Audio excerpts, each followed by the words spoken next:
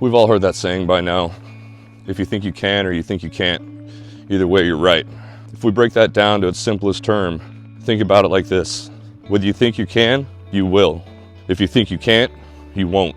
Welcome back to another episode of Sweat Talk. My name's Chad. I want to talk about the power of our mind today, the power of our thoughts, how you can overcome a negative mindset and believe that you're capable of anything. We paint our world with our thoughts. If you find yourself lonely, you can't make any friends, you can't find that partner of your dreams, you want to start a family, but you find yourself lonely, that hasn't been provided to you. God or the universe hasn't provided that to you yet because you're not ready. If you sit there and you watch these videos where people are talking about how they're always lonely, how their life is terrible, they can't find friends, they're lonely, you're confirming to yourself your bias. You're confirming that is what you want in the world, in this world. That is what you want in this lifetime. So that's what you're going to get. If you're alone, if you're by yourself, it's the perfect opportunity to work on yourself. It's the universe and God's way of providing for you the ability to work on yourself and to strengthen those mental muscles that we're all born with. You have it inside of you. We all have it inside of us. If you're a man, you need to focus on being dangerous. You know the old saying that girls always fall for the bad boy and the nice guy is always last? It's because the bad boy, he's dangerous. And in the back of our lizard brain, in the back of our monkey brain, women are attracted to somebody who's dangerous. They're attracted to that person that has the mental muscle and the ability to protect. Same thing goes if you're a female. Men are looking for a nurturer. They're not looking for a career-driven woman. If the woman has a career, that's fine.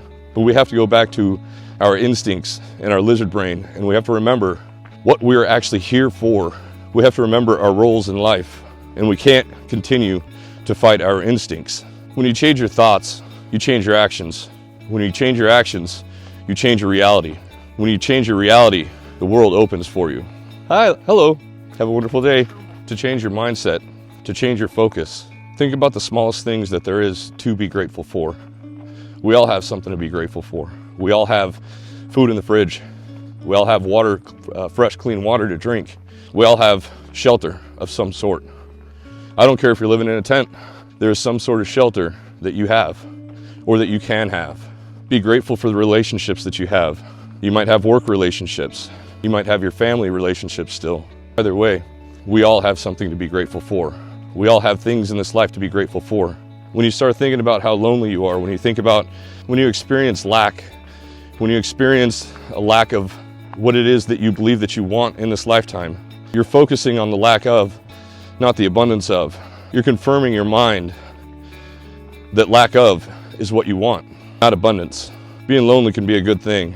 You're asking life to be its best, so you have to give life your best. The universe is holding it for you. The universe is waiting for you to make action, to take action, and get your mindset right. Figuring out how to create that abundant lifestyle, that abundant mindset. The place to start is with gratitude. Think about, imagine and believe that you already have it. Live and believe like you already have it. Watch videos that motivate you. Read books that motivate you. Watch videos that inspire you. Look for people that inspire you. Watch other people's mannerisms. Find your charisma. If you're a dude, learn how to fight. Start going to the gym. Find an MMA gym near you. Find a boxing gym. Learn jiu-jitsu. Learn how to box. Go lift some weights. These things do more than just make you dangerous. They make you confident. Have you ever been able to stand up straight with your shoulder back? Do you suffer from social anxiety? So there's a trend. If you look for this boss babe or boss bitch, whatever you want to call it, these women that think that they're a 10 across the internet, or they believe that they're doing something that the man wants by going and getting a college degree and being a boss. If you're a woman, learn how to tap into your nurturing instinct. Don't fight those instincts, go with them. Just because a woman makes a substantial amount of money or has a college degree, that doesn't matter to the nuclear household. I'm speaking from a man that's been married for 24 years. We do have more of a traditional relationship. My wife did stay at home. She was a stay-at-home mother for a while. If you go back and look at, watch my previous videos, we actually talk about that. But making it 24 years in a marriage, it'll be 24 years this December. So we haven't made it quite 24 yet. But if you go back and look at that, you go back and watch those videos and you look at how long we've been married. My wife is my best friend. She is a born nurturer. She utilizes her instinct, and she always has. When my daughter was born, and my wife was a stay-at-home mother, I had to work between 12 and 20 hours a day, every single day, so that I could make sure that I provided for my family. I got laid off 4 times in 1 year during that time.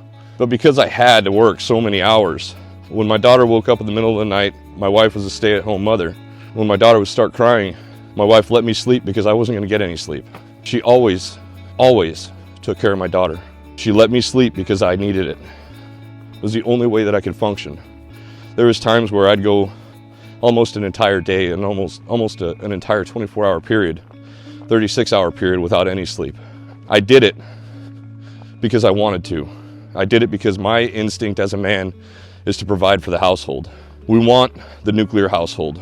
There was nothing more in this world that we wanted, was to have a good quality home life and household, a constructive relationship. My wife is my best friend.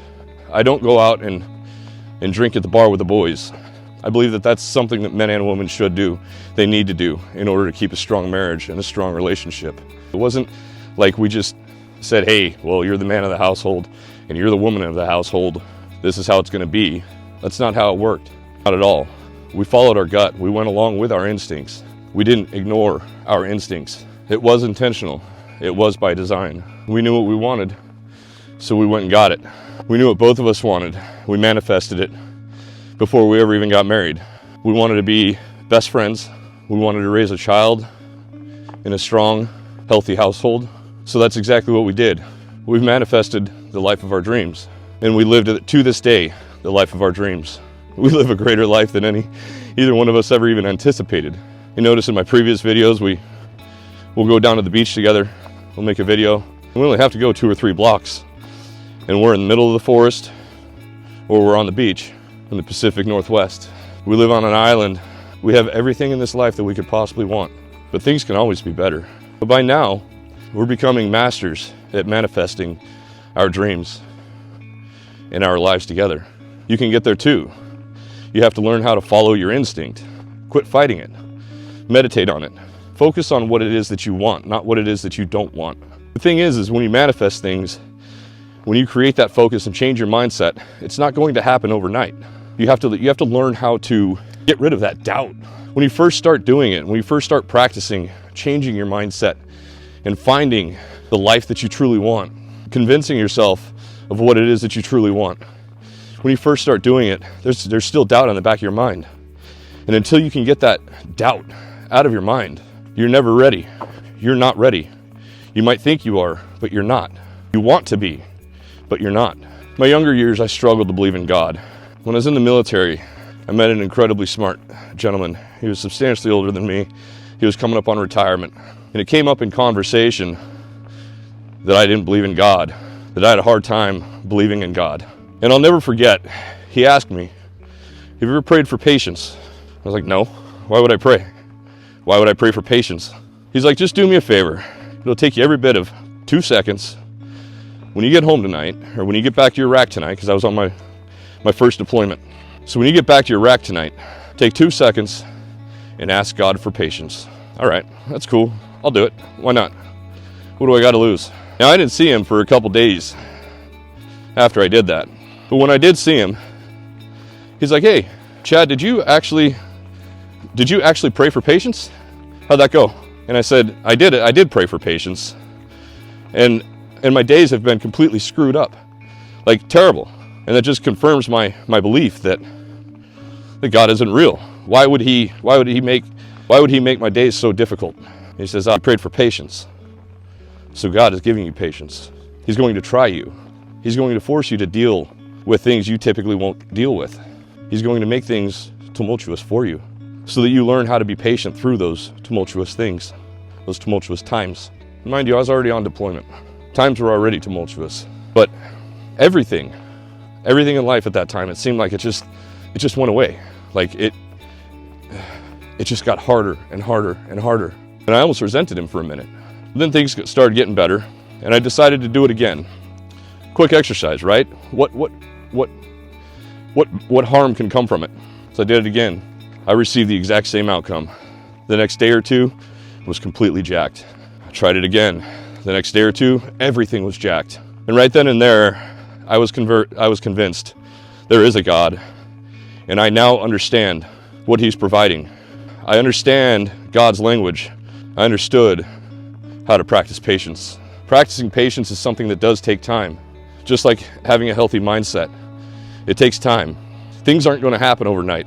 You can't just start believing that, you can't just start thinking and believing that you're going to get $1 million in your bank account tomorrow and it happened. Poof. It's not how it works, because you're not ready for that. If you got $1 million tomorrow, you'd end up bankrupt. Look at all the lottery winners. People are winning $350, $400 million, $500 million. 3 years later, on average, they end up bankrupt. That money becomes a curse because they don't know how to handle it. They're not responsible and they're not ready for it. That's also one of God's lessons. That's practicing patience. So you have to be careful what you pray for. You just might get it. But the universe, God, is only going to give it to you when you're ready. If you get in and you're not ready, you're not going to keep it. You're going to lose it because you're not grateful. You haven't embraced the gratitude mindset. You haven't embraced the mental muscles that you have. When it comes to getting fit and fixing your nutrition, start small. For breakfast, try having ham and eggs or steak and eggs, no carbohydrates. When you start your day and you wake up, if you're finding you lack the motivation to go to the gym or go for a walk, exercise in any way that you possibly can, start by waking up and putting on your workout clothes. Do that every day until you're able to get out there and start exercising. Go for a walk, go for a hike, do some body weight exercises, some boxing head movement drills, jump rope, whatever it is that you can muster up the courage to do.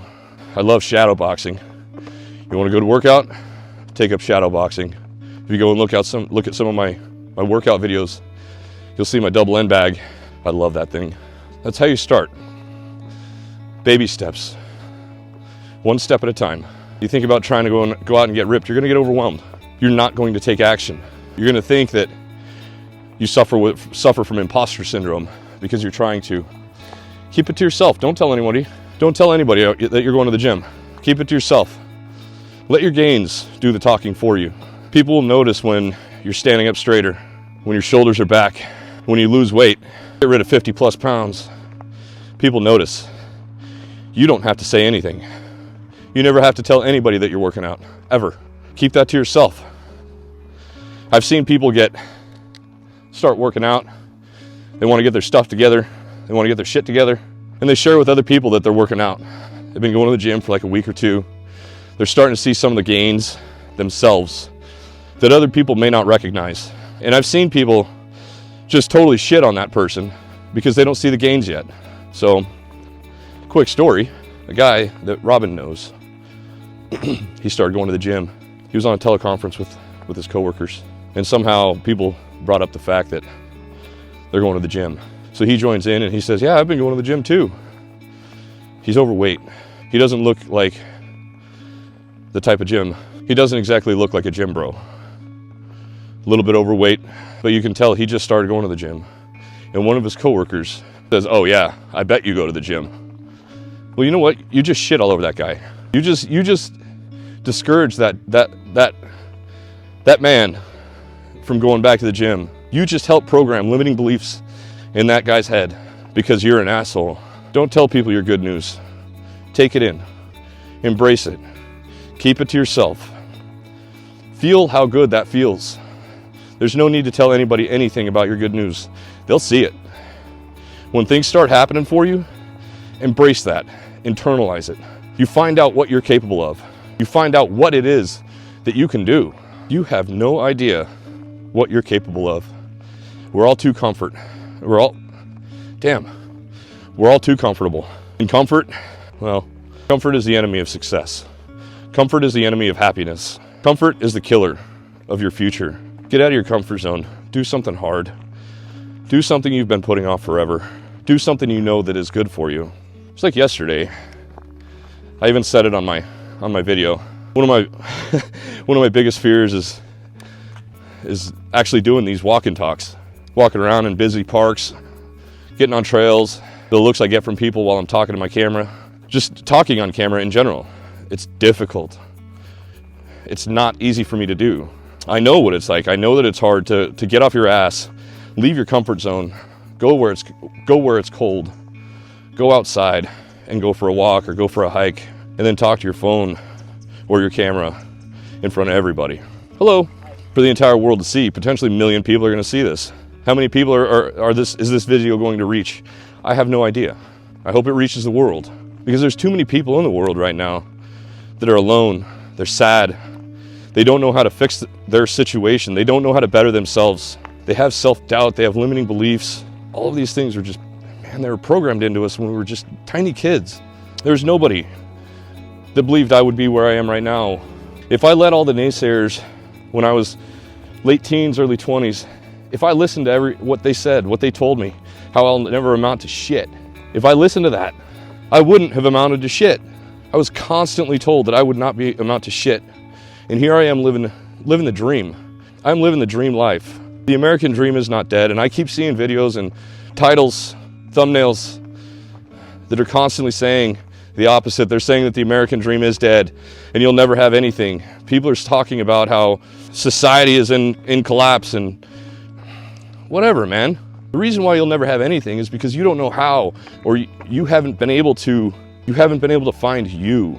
It's because of it's because of those kind of garbage videos. It's because of that constant programming that we seek to confirm our bias so that we don't feel alone, so that we don't feel like we're the only ones. No, you're not the only one that has a hard time putting food on the table. You're not the only one that's struggling financially, but you are the only one that can get you out of that situation.